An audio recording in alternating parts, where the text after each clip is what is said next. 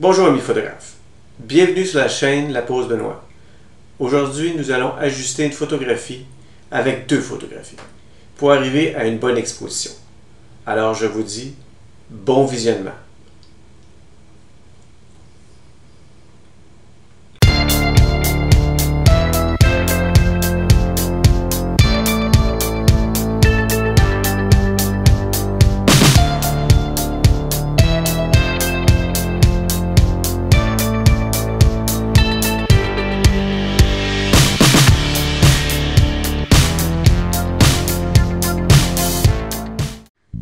Nous voici dans l'interface d'Infinity Photo. On a une photo ici qui a été prise à l'intérieur. Et puis, disons que l'exposition de la photo, on peut voir que notre sujet ici est bien exposé. Par contre, l'arrière-plan, on voit ici le contour de la fenêtre ici, ainsi que à droite de la photo. On voit que c'est surexposé. L'appareil, lui, contrairement à nos yeux, va balancer l'exposition sur le sujet et puis va bien exposer l'avant-plan et évidemment l'arrière-plan va être surexposé. On pourrait toujours laisser la photo telle qu'elle.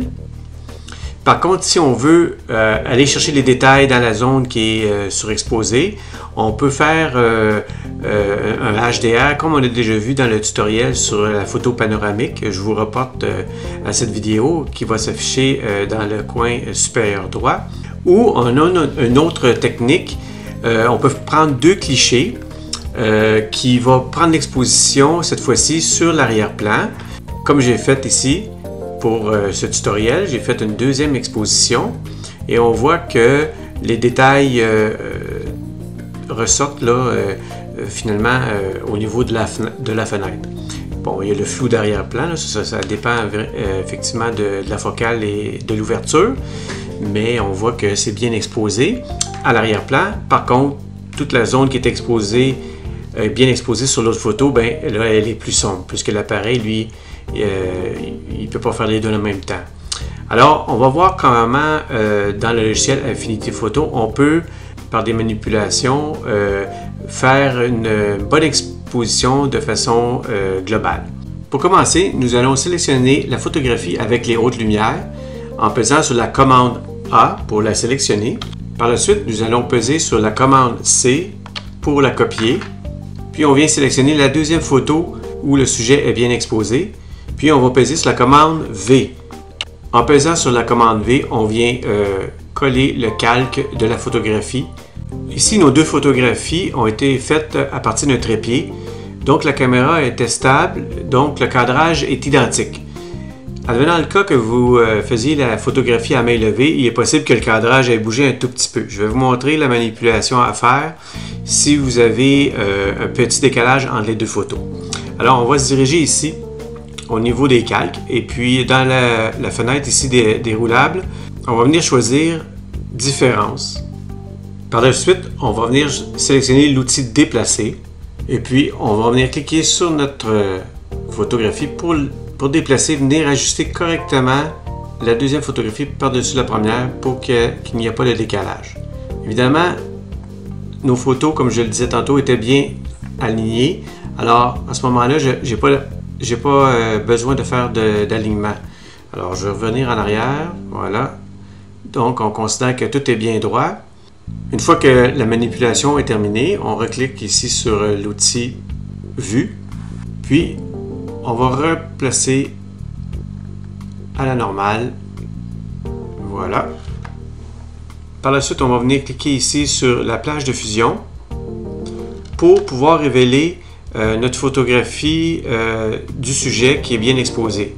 Alors, on va venir ici sur la plage de calque source et on va descendre la ligne à peu près jusqu'à ce niveau pour ne pas surexposer encore là nos hautes lumières. On va fermer ici la fenêtre. Prochaine étape, on sélectionne Fenêtre haute lumière et on va cliquer sur Masque. Puis on va venir sélectionner l'outil Pinceau. On va venir ajouter la grandeur de notre pinceau. La dureté, on va la sélectionner à 0%. On va laisser le flux à 100%. Et puis, on va descendre l'opacité à 40%. On va s'assurer que notre couleur est bien sélectionnée au noir, comme ça, pour pouvoir révéler le calque sous-jacent.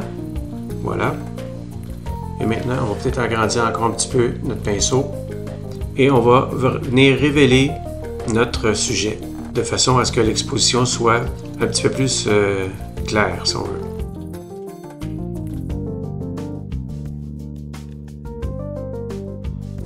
Lorsqu'on déborde un peu sur la frange, on peut resélectionner ici la couleur blanche et ça va corriger le débordement.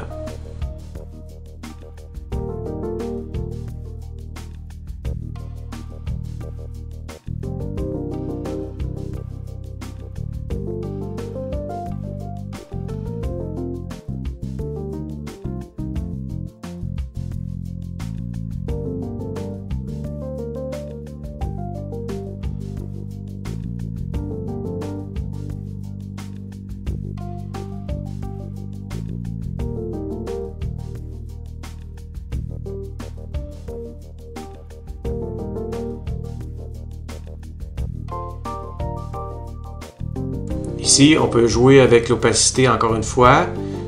Si, par exemple, au niveau des bananes, je veux éclairer un petit peu moins que mon personnage, alors je baisse l'opacité.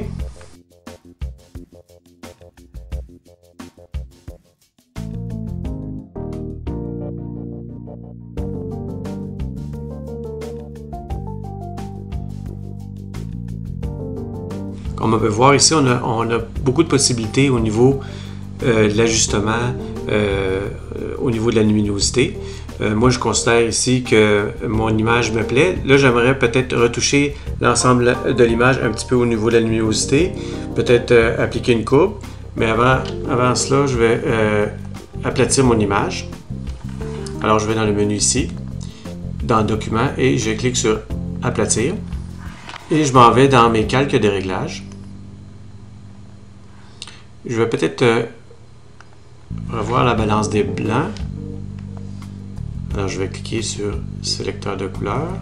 Je vais venir cliquer ici dans le blanc comme ça. Ma balance de blanc semble correcte. Donc, je vais enlever l'ajustement. Je vais aller encore une fois dans calque des réglages. Je vais aller dans Réglages et niveaux.